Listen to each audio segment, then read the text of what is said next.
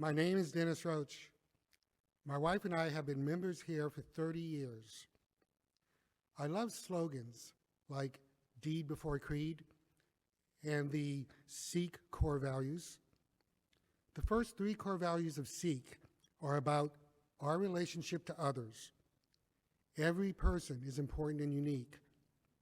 Every person deserves to be treated fairly and kindly. I can learn from everyone. When I was faced with a crisis I'm going to talk about, I needed and received the support of this community.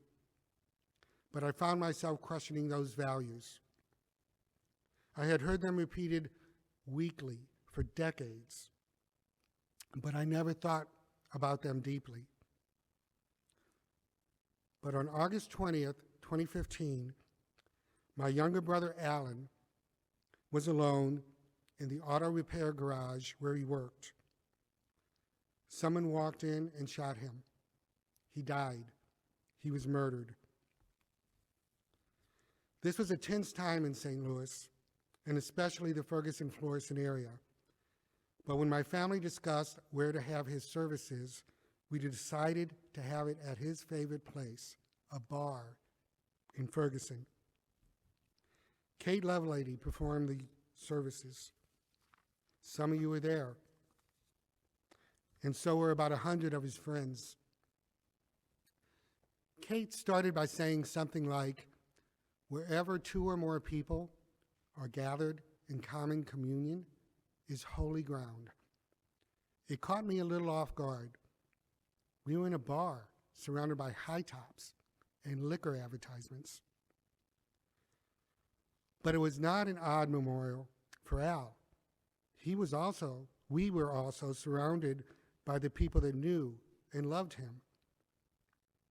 This was exactly respecting where Al would want to be. I struggled with my feelings. Someone had senselessly murdered my brother. Was the murderer important and unique? Was the murderer someone that deserved to be treated fairly and kindly? What could I learn from this guy? The shooter was never identified. I eventually realized that the fault in my questioning was that I didn't know that person. I did not know their trials and tribulations. I did not know their motivations. I did not know their needs or concerns. All I knew about that person was what they did at a specific moment in time and the terrible consequence. Our core values are easy to say and sound right, but in a time of crisis, they are of no comfort.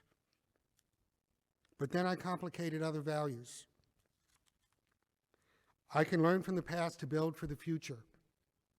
I accept responsibility for my choices and actions. To see the shooter as a person not worthy of life, justice, and a chance for redemption is to not believe these values.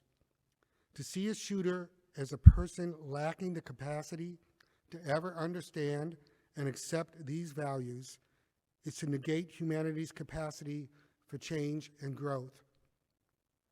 I had to either reject the values I claim to hold or live them. I've decided to strive to live my values. That is what makes the society so important to me. I appreciate the constant reminder to live my values, and in doing so, be a better person.